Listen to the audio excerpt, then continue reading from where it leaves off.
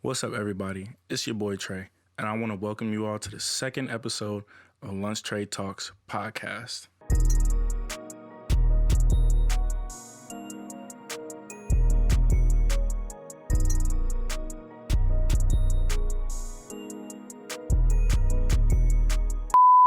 Now, before I get started, I want to thank you all for tuning into the first episode and, really and coming back to tune into this one. I really appreciate all of the support, all of the feedback you guys are giving me. I really take that in and, try and incorporate it into my new episodes and new things I want to implement. So, first off, shout out to Alabama A&M. You know what I'm saying? Got a cousin that go there, got that on me. So, I'm trying, represent fellow HBCUs and all of that. And, you know what I'm saying? I was finna do this podcast with the hat on. You know what I'm saying? Your boy got a cut. So, you know what I'm saying? We gonna let the bean rock out. You know what I'm saying? I ain't get a cut in like a month. I ain't gonna lie. I'm tired of hype about this. You know what I'm saying? Got me feeling fresh up in the crib and saying all of that. But enough of that. Getting to today's subject. I wanted to talk about something. I had a conversation with my mother, actually, today, actually. This is what made me talk about this, about, like, fashion and creativity, right? Because I consider myself someone who's interested in, like, fashion trends and things like that. And I also consider myself someone who's creative. And I noticed on social media that it's very much, like, in my face. Of course I follow fashion and creative, so I would want it to be in my face, but it's like, like, for example, TikTok, like, For You page, it's a lot of fashion people. Everybody's fashionable, everybody's a creative. So I want to talk about, is fashion and creativity a trend? Like, is it a trend right now, or do we really have this many people who have, like, creative minds and are exploring and things? So to begin with, I want to harp on, like, social media, right? And how I said it's, like, in my face. I don't know what y'all pages look like, but I just see everybody's creative, everybody's fashionable, whether people are creative through cameras, digital art, physical art, words, spoken word, poems, music making, all types of things of that nature. And then everyone's into fashion either by saying that, everybody claims to be the flyest, or everybody got the best stores, or everybody can make clothes, or it's a lot of people that actually, like, out here doing a lot of sewing and making their own clothes.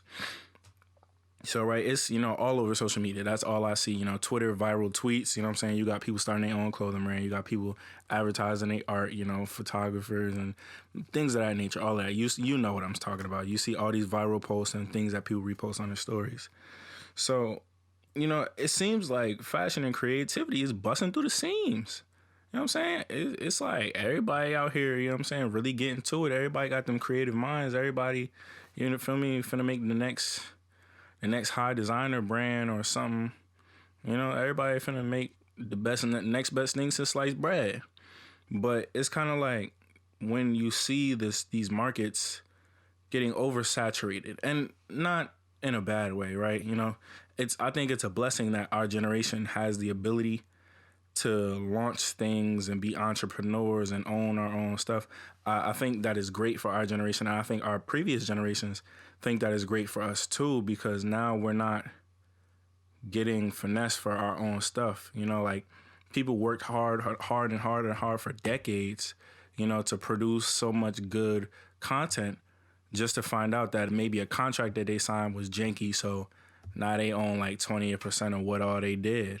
So, they not really touching no bread. But, when we look at fashion and creativity today, it's like, you want to say it's a trend, but then when you look into the real world, like, people are like, like, there's jobs looking for people who are really able to do things, right?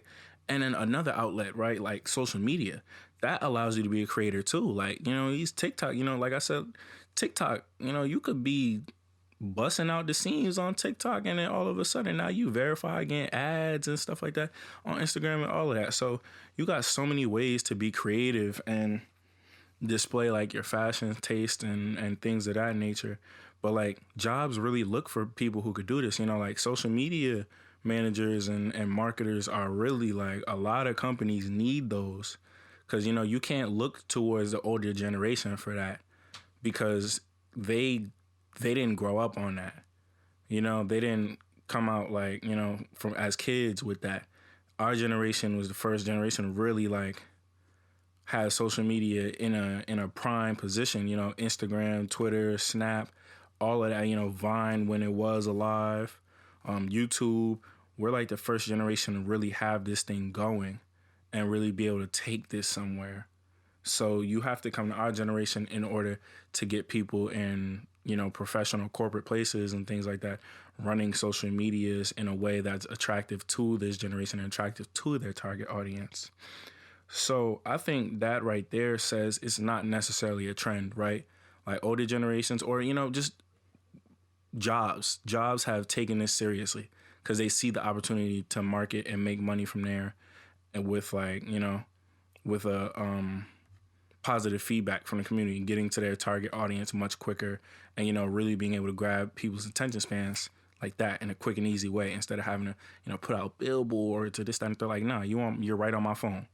Like whatever the algorithms are for ads, like you could sneak in there while I'm watching a video at 2 a.m. in my bed on YouTube. Lights are just watching a YouTube video, I see this ad.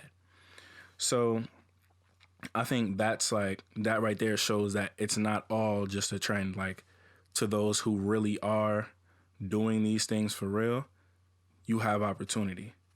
But leading into my next topic, it kind of like, stuff like that shows that you need to sift them out. So it's like you have to figure out the real from the fake. Because, and when I say real from the fake, I'm not saying that there's people that just don't have creative abilities but just try and force it. I mean, it's possible, right? That's completely possible. I don't know if y'all know any. I don't really know anybody that, or off the top of my head, that really does that. But you have to distinguish those who really have been creative and like are on this earth to be a creative mind, and really have great ideas of their own and great ways to be able to market them and things like that. You have to find a way to get those people to separate from the people who see the benefits of these things. So see the benefits of fashion on social media, see the benefits of creativity, and try and take advantage of that to build up followers or to build a name for themselves, just so they can have that. You got to separate the people who are passionate about these things versus the people who are just kind of like trying to ride the wave almost. And I think that's something I have trouble with, right? As a photographer, music producer, I mean, this podcast, content creator, and someone who likes fashion, I have to find a way to make sure that I realize within myself I'm doing these things for the right reason. I'll be honest with y'all, right? Quarantine hit, bro. I'm like, yeah, bro. Finna get back to the crib. I'm gonna learn how to sew. I'm gonna make me some tough pants, you know what I'm saying? Tough all that. Bro, I started sewing, bro. I do not want to make clothes for nobody, bro. I cannot do that, bro. I cannot sew straight. My hands shake. I be poking myself in the fingers with mad tacks and whatnot. Bro, I can't cut straight. Like, I done almost sliced my finger off with a roll slicer. It's basically like a pizza cutter. I done almost sliced my finger off with that, bro. Like, nah, yo, y'all got it. For me, everybody who be tapped into the fashion, sewing and all that, yeah, I got it, bro. I just wanted to learn how to sew so I could alter clothes for myself. I don't need to go to the tailor. But frankly, bro, I be too lazy, so I'm gonna go to the local tailor and get my clothes right. But you gotta sort yourself. You know what I'm saying? You gotta sort out who's really about this and who's really not. And I think another thing for those who are creatives and those who are into fashion, on whatever level that you're into fashion, I think that you need to create your own lane, right? That's really important. I know a lot of people are gonna say this, but I'm gonna stress that message. You gotta create your own lane. And like I said, these are things I had to tell myself. For example, I'll give y'all a real good example about this, right? So I went up to this town here in Jersey to go record this outdoor basketball tournament, right? So they had a fall league and they had a tournament. Victor Cruz came through. I actually got a video about it. But Victor Cruz came through, you know what I'm saying? He was hosting the event, and it was these like local high schools that was competing. So I'm out there, you know what I'm saying, minding my business, got my nice little camera in my hand. I got my film camera with me, you know what I'm saying? I walk out there, I get ready to sit on the baseline. I hear some kids behind me. They're like, dang, bruh, you see how many of them got cameras out here to record? And and his friend sitting there like, yeah, bro, that's what's popular now. And I heard that and it kind of stuck with me because I took a minute right before I sat down and started recording. I looked around, I'm like, yo, it's like 10 other people like recording this game. And then it's mad heads on the other side recording this game too.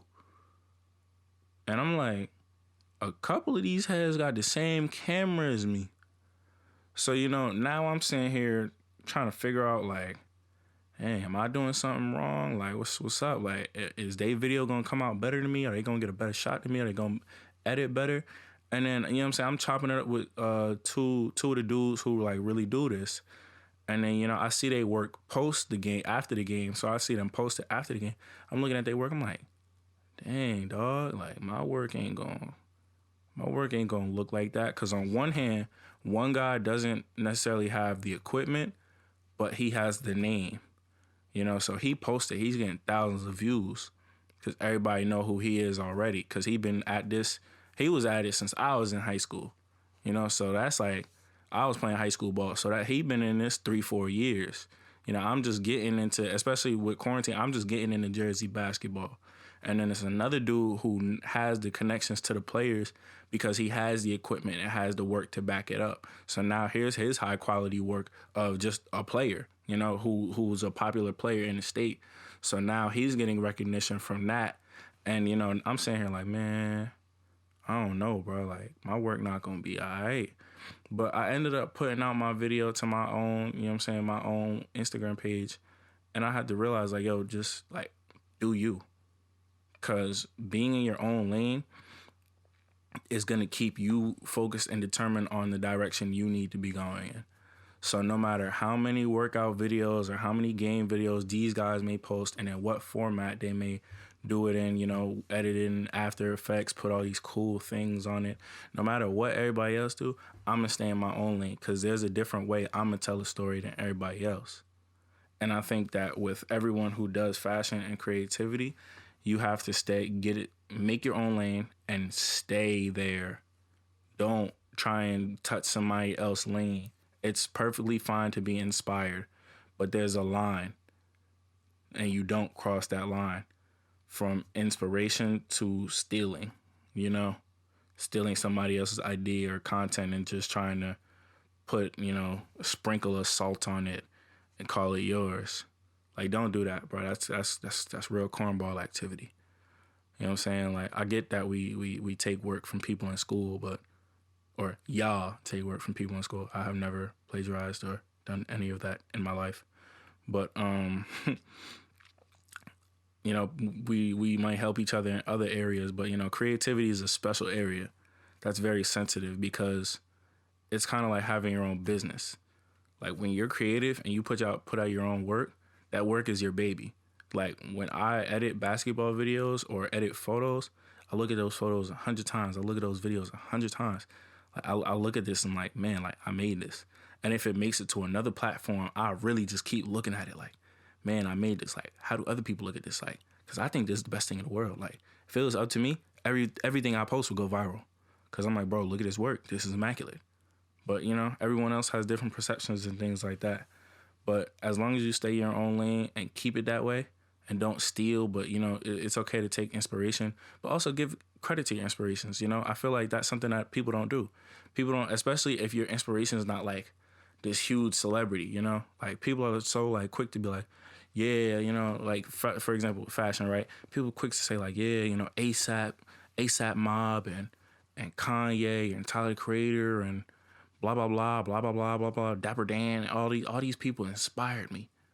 It's like, all right, that's cool, but like, Everybody gonna say that. But there's somebody that's doing something right now that when you saw that, you was like, oh shoot, that's hard. I might have to make my own spin on that. And people don't want to give credit to other people, competition. And it's cool to be competitive at the end of the day, but you gotta respect everybody else in your field, especially if they really doing this. I feel like that's something that's not. Matter of fact, I ain't even gonna talk about that. I'm gonna come back to that. But like I said, can't reiterate enough. Create your own lane, stay in it, make your own work, don't steal. That's the basics of it, right? And then also, if you want to really be able to keep your fashion and creativity things like going, because the thing about a trend is, right, you can, like, the trend is gonna end, like it's gonna stop eventually. So it's gonna be a point where there's some people that's like, man, I ain't gonna do it no more. Those are the people who rode the wave. Those are people who are on the trend. But then there's other people who's like, nah, like, this is what I really want to do. So that's where I would say you have to be willing to take those next big steps about about your work. Like, you got to be willing to spend that bread and not see a return on your investment for a grip, or you got to be able to spend that time and sacrifice and, do have a regular job, go to school, and put hours into your work and things like that, because that's the only way you're really going to be able to take off and really be able to make something that grabs people's attention and things like that. Like, my belief is, right, if you really dedicate enough time to it, if you go hard, you do things the right way, like you cop the right gear, you really don't cut no corners, you don't cut nobody, you know what I'm saying? You don't do people greasy and things like that. You don't cut no corners and things like that. You're going to have success, or whatever you were working so hard for is going to get recognition, right? It's going to pay off eventually. You just got to stick with it, stick at it, and keep going, right? That's another thing, consistency. Because, right, especially when we're talking about people doing trends, right? People are going to hop on that trend, try it out, drop off. Like, within a couple of months, weeks, whatever, people going to kind of just chill out because that's not them. But being able to take those next steps and stay committed to your projects and your work and be consistent with your projects and your work is really what's going to be able to separate you. Because now people are going to understand not only are you going to understand personally, you personally are going to be able to understand that you're really dedicated to this and that's what you want to do. But other people are going to be able to recognize that and be like, okay, like, let me take him serious, because it's always, and I look at it like this: the people not necessarily your support system, but the people So, think of people you go to school with that you might, dap up. You might be cool with people, or you might just see people around and things like that, or friends of friends. But people and people that know you are going to be the hardest to win over, because everyone just looks at you like, for example, oh, Trey, he just be playing ball. Like, he just used to play ball, bro. Like, he just used to play ball and do whatever. So people are going to look at you as what they knew you as, So once you start a new venture and take it serious, it's hard to win those people over because they just look at what you were, right? But people that are new to you, or people that are new to you, whether, you just met them or things like that, or they just found out about your work and things like that, that's all they know. So they look at it and they're like, okay, I'm going to take that serious. So I think it's a thing of like winning over people that you don't know first, because that's probably where your most support is going to come from at some point, right? You're making stuff for crowds you didn't even know existed yet, right? That's why you're working hard. You're not working hard just to impress the local people or people you go to school with, because that crowd to the rest of the world is this big. You know what I'm saying? So I think if you're able to really work hard and understand that the crowds you can't see and haven't seen and haven't had understanding for yet are the ones you're making this stuff for, I think it'll make people go a lot harder And that's kind of where I, like I said, tying back into what I said, you're taking those big steps and staying consistent, right? And I think one of the hardest things in taking those big steps is really understanding what things take, like how much time this takes and how much money this may take, right? Like photography, right? Me with photography and videography, dog, I cannot tell you how much bread I've spent on things for my camera, for my film cameras. I mean, I even developed my own film. I got a film scanner, things like that. Like the amount of money that has come out of my pocket and like the people who have helped me buy these things pocket is ridiculous, right? And the return on the investment right now, you would think I'm crazy, bro. But it's what you got to do. You're going to have to shell out that bread. You're going to have to shell out that time to be able to get what you need. Because once you have what you need and you kick it into high gear, that return on investment is going to come back. But like I said, don't sit here and think like once you get the gear, things are going to be great. No, right? You can have a $10,000. You can have the most expensive camera in the world with the greatest specs and all of that and still take crappy pictures. But on the other hand, you can be the most skilled person with composition and taking pictures and things like that and have an iPhone and take pictures where people are like really captivated by it. It's all about your skills, right? The camera is going to be the camera, right? It's going to be the most amazing camera with the most specs and all that. Whatever field you're in, the most expensive thing or the biggest thing to achieve is always going to be the biggest thing to achieve. But it's you. How do you use it? How do you make it work to your skill set? How do you maneuver it? How do you make this unique to you while also allowing the gear or whatever to be the best that it can be, so you can produce quality work of your creativity and things of that nature. And then, like I said, lastly, consistency, right? Once you find your own, so like I said, once you find your own lane and stay in it, then you're able to take those next big steps by really being able to commit yourself to your creativity and things of that nature, and just stay consistent. Because, a lot of people lose hope at some point.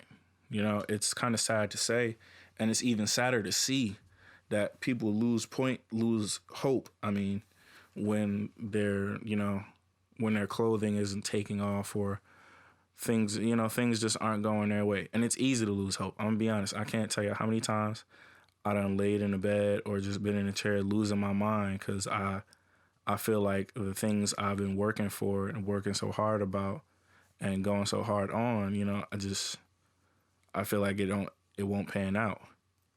But that's just consistency, right? Like I was watching a podcast episode, or I was watching Brandon Marshall's I Am Athlete podcast. It's a great podcast. I think you should watch it even if you're not a sports person. I think it's just really quality content, and they give out a lot of free game on life too. So they had Rick Ross on there. And Rick Ross had told Brandon Marshall and Rick Ross was talking about a story about when they had linked up together while Brandon was playing for the Miami Dolphins, and Rick was telling Brandon and this was around 2012, I believe they said the story was. Rick told Brandon, he was like, "Yo, bro, I'm just now getting to the money." And of course, he had signed his deal in 2006, and 2012, we all know Rick Ross was like. You couldn't listen to the radio or you couldn't listen to big hit records without associating Rick Ross to them. Rick Ross was all on all features. He was dropping his own music that was going crazy. So you're saying here like a rapper on top of the game and you just now getting to the bread? But, that's he was talking about real money, like big money for real. But, and he said that he wrote lyrics and he was doing songwriting and things like that for 10 years, a whole decade. What I'm saying? Little bread. He wasn't really making too much money off of that. So that's what I mean, by stay consistent and stay dedicated and take those big steps. Because, if you really want it that bad, you're going to do it.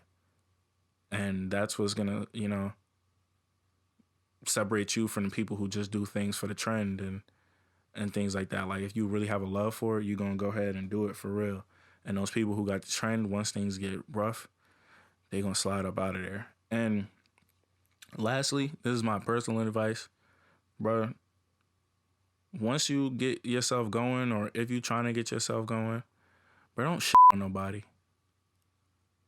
Bro, please don't shit on nobody. Because life will shit on you back, bro. Like, I can't stress that enough. Like, when you just start trying to do people greasy or downplay other people's work and things like that, try and make it seem like they not up to your speed, you know, and you may be like that. But once you get to downplaying people, bro, you gonna get shit on, bro. And that shit not gonna be fun. So that was my last piece of advice, though. But yeah, so all in all, to answer the original question, do I think this fashion and creativity thing is a trend? Of course. Like, people are going viral for, you know, posing videos and layering videos and things like that, and fashion, and people are going viral for putting their work out and things like that, or making dances and things like that. I think it's a trend because I don't think, and this is no disrespect to anybody, but this is just a simple fact. Everyone's not a creative and everyone's not a fashionista. Just like everyone's not an entrepreneur.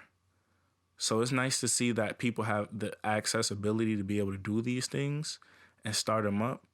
But not everyone's going to be able to keep their head above water because it's just not them. It's no disrespect to those who are not, because, I mean, you have a different purpose. Everybody can't be an entrepreneur because somebody got to work for somebody. You know, somebody got to be employed by an employer. So it's just common sense stuff like that. So I do think this fashion and creativity thing is a trend, definitely. Do I have a ETA for when I think it's going to end? No. I think it's just a little era we're living in. But we'll see how these things go, you know. I think people are going to solidify themselves as, you know, what they really are going down the road, especially now that people around my age group we're all getting older. Everyone's hitting their 20s and things like that. So it'll be interesting to see how things go with that. But other than that, I've covered what I wanted to talk about today. I hope you guys enjoyed today's episode.